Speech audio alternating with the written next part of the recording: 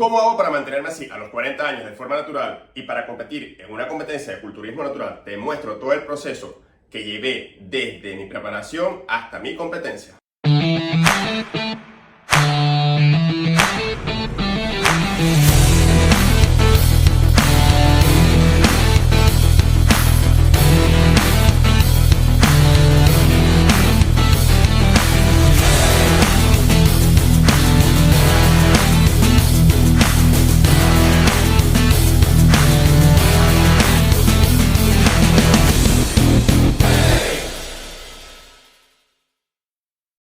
Te voy a presentar todas las etapas desde el volumen hasta el nivel de definición. Hoy veremos el volumen, cómo lo llevé y cómo hice para estar así. Etapa número 1, el volumen. En este caso yo hice un volumen luego de haber competido inicialmente una competencia de culturismo natural el año pasado. Bueno, digamos el año 2024 realmente. En el año 2024... en diciembre competí en Córdoba en una competencia de culturismo natural, la primera que se hizo aquí de la NPC. Ahora bien, luego de esa competencia empecé una etapa de volumen. Ahora tú te preguntarás, no, pero es que el volumen dura mucho tiempo, que el volumen dura año y medio. Sí, en este caso, mi caso particular, yo no pensaba competir en el año 2025, yo pensaba agarrar año y medio de volumen. Sin embargo, en esta etapa de volumen la mantuve más o menos por 6 meses exactamente. 6 meses donde yo aumenté las kilocalorías, aumenté de peso y hice un mayor esfuerzo para ganar un poco más de masa muscular. Sin embargo, luego me dio la curiosidad de competir en diciembre y también lo efectué. Aquí no te voy a mantener hasta el final del video sin decirte todo lo que hice. Te voy a decir exactamente qué fue lo que hice en cada una de estas etapas. En la etapa de volumen, yo la dividí en un entrenamiento de 5 días a la semana. Y yo sé que muchos en el culturismo natural te van a decir que entrenar 5 días a la semana no es posible. Y yo a su vez te voy a decir, tienen razón. Pero esos 5 días que yo entrené no eran 5 días continuos. En mi caso, eran 5 días, pero no entrenaba todos los días exactamente. Es decir, entrenaba con una rutina de 8 días a la semana. Es decir, entrenaba 2 días sí, un día no, 2 días sí, descansaba 2 días más, 1 más, y ahí tienes 5 días de entrenamiento, 3 de descanso. Así no entrenas todos los días continuos. Esos 5 días estaban repartidos entre 8 días de entrenamiento, es decir, 8 días era la semana de entrenamiento, donde estaban compuestos 2 días de entrenamiento, 1 de descanso, 2 de entrenamiento, 2 de descanso y 1 de entrenamiento. Así es lo que muchos te están diciendo, muchos dicen por las redes sociales que tienen una semana compuesta de 10 días, una semana compuesta de 9 días, otros una semana compuesta de 8 días. En mi caso era una semana de 8 días. De esa forma priorizaba el descanso, es decir, no tenía tanto tiempo continuo de entrenamiento. Y sí es verdad que hay veces que no podía entrenar de manera continua y hacía un día de entrenamiento, un día de descanso, un día de entrenamiento, un día de descanso. Ahora, cuando me tocaba entrenar así, tenía que buscar un gimnasio que abriese los domingos, porque muchas veces me caía un entrenamiento un domingo. Y para serte claro y sincero, no todos los gimnasios abren el domingo y eso no te lo vas a encontrar tú. Ahora bien, con 2 días que entrenes está bien. Ahora también me pasaba que habían veces que tenía que entrenar 3 días continuos porque había un día que no podía entrenar o tenía que entrenar, juro, porque tenía que hacer un trabajo, porque como bien sabrás, yo estaba trabajando y a veces siempre salía una circunstancia que te complicaba todo el día y para el entrenamiento era más difícil. Entonces yo decía, bueno, yo estos días no los voy a poder entrenar porque voy a estar full con el trabajo, o venía de varios días que no había podido entrenar y nada, entrenaba 3 días continuos, pero no me pasaba más de 3 días. Así que ahí tienes los 3 tipos de formas como yo entrenaba. Es decir, te repito, 2 días de entrenamiento, 1 descanso, 2 días de entrenamiento, 1 descanso. O un día de entrenamiento, 1 descanso, un día de entrenamiento, 1 descanso, y así sucesivamente hasta completar toda la rutina, los 5 días de entrenamiento. O te hacía un día de entrenamiento, 1 de descanso, 3 días de entrenamiento y descansaba 2 días más. En dado caso fuese así. Pero nunca ocurría así porque siempre era que entrenaba 1 o 2 días y salían problemas con el trabajo durante 3 días continuos y nada, o sea, tenía que entrenar 3 días continuos luego y venía y descansaba 1 o 2 días después. Entonces ahí, en ese caso, fíjate, suma la cantidad de días, entrené 2 días, ponte 2 días que ya estaba trabajando continuamente o 3 días que ya estaba continuamente trabajando, y ahí tienes los 5 más 3 días de entrenamiento, son 8, más otro que me tomaba de descanso en esas semanas que tenía ese ajetreo complejo. Tenía 9 días de entrenamiento porque tomaba esos días de descanso. E incluso llegaba hasta 10 porque luego de completar los 3 días de entrenamiento, dejaba 2 días de descanso. Así que no te des mala vida, tú que estás trabajando y que estás complicado. Muchas veces vamos a tener esos inconvenientes y no vamos a poder entrenar como la forma que veníamos planificando. Y eso me pasó mucho en la etapa de volumen. Para el caso de la división de mi entrenamiento, yo hice torso-pierna, teniendo 3 días de torso y 2 días de pierna. Trataba de que, por decirte, los días de pierna no quedaran pegados. Es decir, si yo entrenaba 2 días seguidos, descansaba 1 y 2 días seguidos, el primer día por lo general era de pierna, venía descansado. Segundo día era de torso, empuje, por ejemplo. El tercer día descansaba y el cuarto día volvía a entrenar pierna. Luego, en el siguiente día, entrenaba tracción, descansaba 2 días o un día, dependiendo del tipo de semana, como ya te expliqué anteriormente. Descansaba ponte los 2 días y el siguiente día era un día de torso, pero en ese día de torso trataba de tocar todos los músculos, es decir, trabajaba empuje y trabajaba tracción. Ahora bien, ¿qué me pasaba en la fase de volumen? La fase de volumen yo tenía unos ejercicios principales que por lo general eran básicos, tanto para empuje como para tracción como para pierna. El de pierna, por lo general, era la sentadilla libre. Los de empuje era el press banca, los fondos. Y el de tracción eran dominadas con lastre. Y también el serrucho o remo con mancuerna. Y remo con T también. Eso eran básicamente los ejercicios principales en los que yo buscaba progresar. Es importante que tengas anotados los pesos. Yo anotaba todos los pesos y en base a eso decía, la planificación de la semana que viene tengo que tratar o de subir de peso o tratar de subir una repetición. Entonces, planificación 5 días, 3 de torso, 2 de pierna. Y uno de los de torso es completo, empuje y tracción al mismo tiempo. Esa fue mi rutina. La dieta que seguí no fue una dieta hiper estricta. Empecé a aproximadamente 3.200 kilocalorías, hice el cálculo de mis macronutrientes para el peso que en ese momento tenía y terminé en aproximadamente 3.600 y pico de kilocalorías. De todos modos, ahí te dejo el cuadrito de cuánto era esas kilocalorías y cómo estaba distribuido por cada uno de los macronutrientes. Sin embargo, esa dieta que yo seguí, pues ese plan de alimentación que yo me había puesto, no fue muy estricto. Quiere decir que yo solamente tomaba en cuenta los macronutrientes y en base a los macronutrientes yo sacaba el cálculo de las comidas que podía efectuar. Pero podía comer pan, mantequilla de maní, batata, arroz. Yo utilicé mucho los porotos o caraotas de diferentes estilos, desde carotas negras o porotos negros, blancos, alubias, lentejas. A mí me gusta mucho lo que son los diferentes tubérculos y también las legumbres. Incluso el plátano, lo que es la tapioca, mandioca, también lo utilicé. Con respecto a los vegetales, lo fui variando también. También comía muchos vegetales para completar la dieta. Siempre era un carbohidrato, una proteína que podía ser el atún, pescado cualquiera, carne, pollo, cerdo inclusive, un carbohidrato que podía ser complejo o también podía ser simple.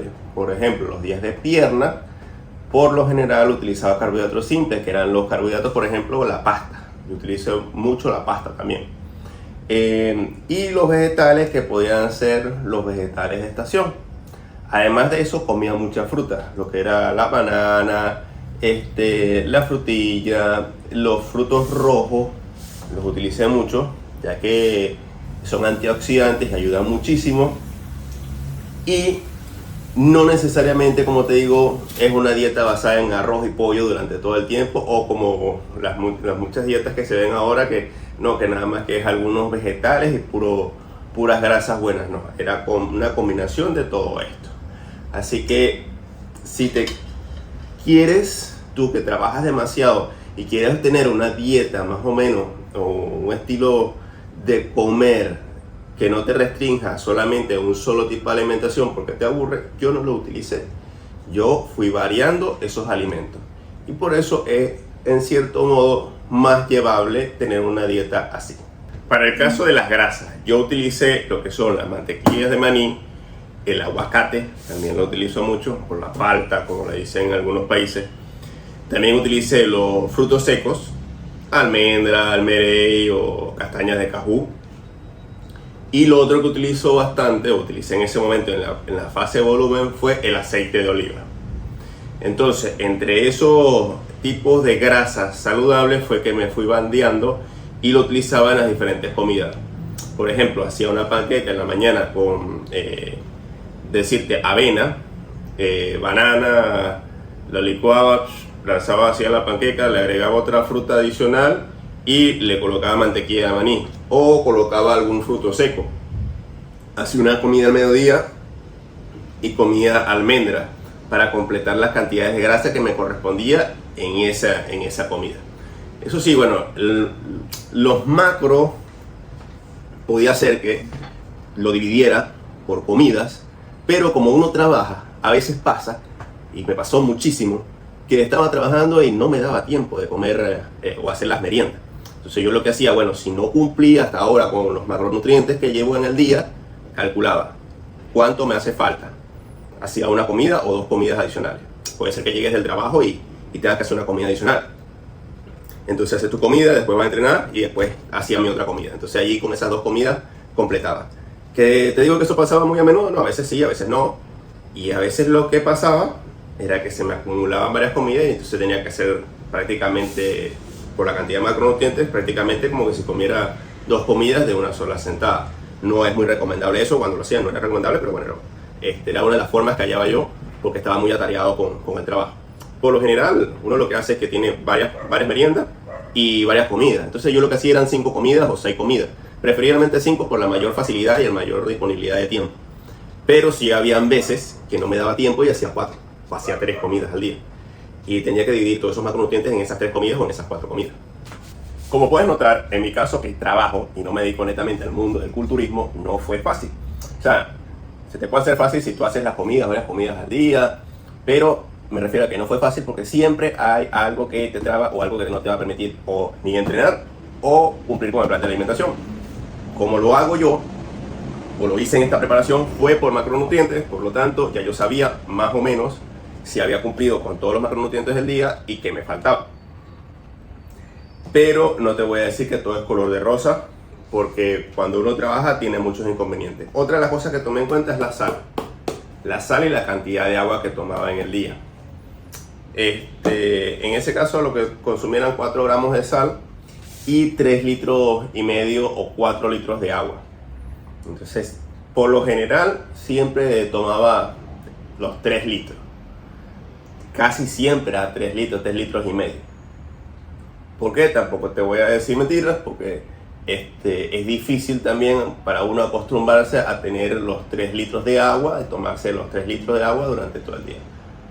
Puede ser un poco complicado, sobre todo cuando estás en el trabajo, y en mi caso me pasaba que me daba muchas ganas de orinar. Entonces, nada, cuando estás en home office, sí, bien, vas, orinas, vas y vienes, pero cuando estás en la oficina y tienes reunión, ahí se puede complicar un poco la cosa, ¿no?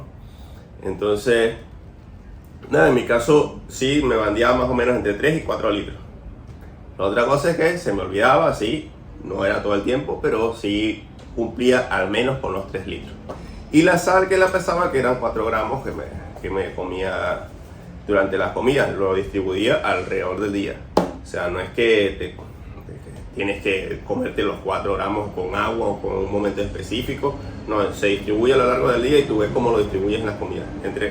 Yo consumí entre 4 y 5 gramos.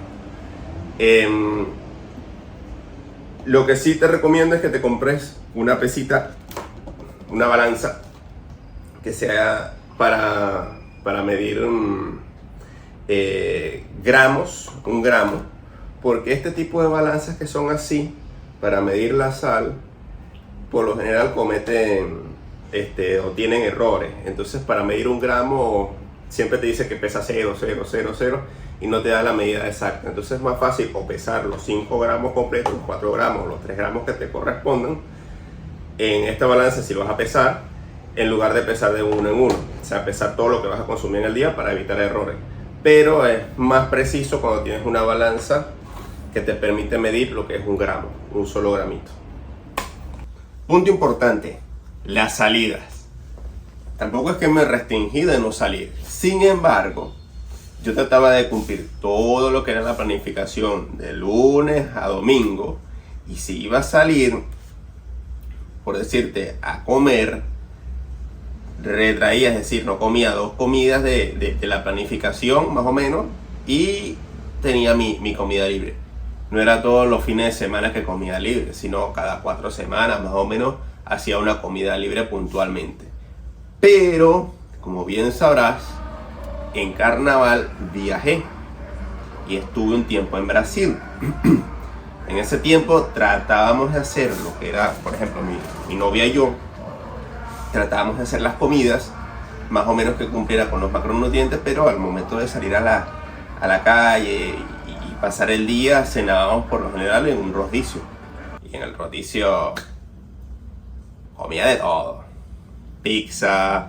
La pizza, por ejemplo, que hay en Brasil, que es muy buena, la pizza dulce, la probé por primera vez allá y como era tenedor libre, podías comer todo lo que tú quisieras. Por supuesto que no iba a perdonar ninguna de las pizzas, tenía que probarlas todas. Pero como te ves, como te estoy comentando, o sea, fue una dieta estricta. No fue una dieta estricta, fue una dieta basada en los macronutrientes. Iba comiendo las comidas que me correspondían, pero los fines de semana, por decirte, cada cuatro o 3 fines de semana, hacía una comida libre, salía con mi novia a comer afuera. Y lo otro es que tuve un viaje, y el viaje no fue corto, el viaje fueron 3 semanas que estuve en Brasil. Que me volví loco tratando de entrenar. No, o sea, hacía lo que podía. A ver, lo bueno es que en Brasil hay bastantes barras. Fuimos al gimnasio de Carol Vaz, por cierto, sino al DNA, donde está Carol Vaz. Aumenta, heavier. Looking at you all the time, okay?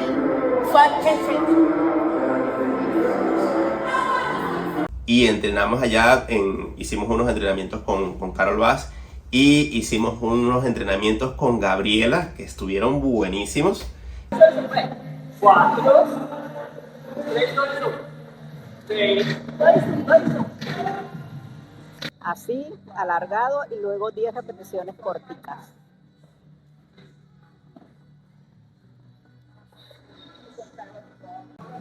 Bueno, acabamos de terminar un entrenamiento con Gabriela, una de las entrenadoras de DNA.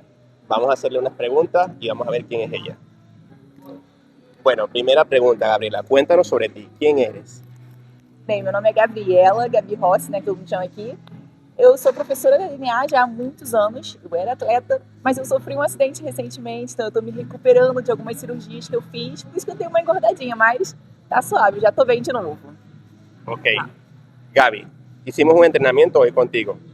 Cuéntanos sobre el entrenamiento que hicimos hoy nosotros.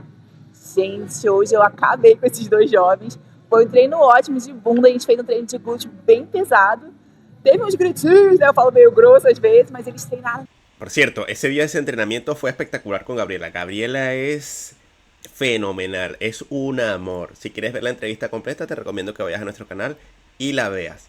Se trata sobre todo el entrenamiento que tuvimos sobre las piernas enfocados en cuádriceps y en bunda. Bunda son glúteos. Recuerda que los brasileños están categorizados como uno de los mejores entrenadores del tren inferior. Y Gabriela es muy buena en esto. Por eso te recomiendo que vayas a ver este video. Y que veas también toda esta entrevista completa en nuestro canal. Así que si no has visto ese video, también te recomiendo que vayas a verlo. Pero el resto de los días, por decirte, no es que fuimos a un gimnasio y estuvimos entrenando, no. Simple y llanamente fuimos al gimnasio que era de piedra, que también tengo otro video que queda en la playa. Si no lo has visto, también te recomiendo visitarlo, verlo. Y ese día tuvimos un entrenamiento y el resto de los días, nada, lo que encontrábamos unas paralelas y unas barras para hacer, hacía las paralelas y las barras. Lo que sí es que sí caminaba mucho, que ese es otro tema. Yo durante esta fase de volumen hice aproximadamente 10.000 pasos diarios, a excepción al tiempo que estuve en Brasil, que fueron como 3 semanas, que no, caminaba, o sea, 10.000 pasos quedaban cortos, hacía de 15.000 a 19.000, por lo general siempre hacía unos 19.000 o 20.000 pasos diarios. Pero lo que yo tenía planificado eran 10.000 pasos diarios. Y eso fue lo que mantuve en la mayoría del tiempo de esos 6 meses. Básicamente esta fue toda mi etapa de volumen. Ya te puse los entrenamientos, las comidas. Y luego te estaré publicando los siguientes videos de los siguientes pasos que siguieron hasta llegar a mi competencia. Para definirme y para llegar hasta la última semana. Si te gustó, dale like y recuerda suscribirte, enviarle este video a todas las personas que necesitan esta información y hasta un nuevo video de Caribeños por el Mundo.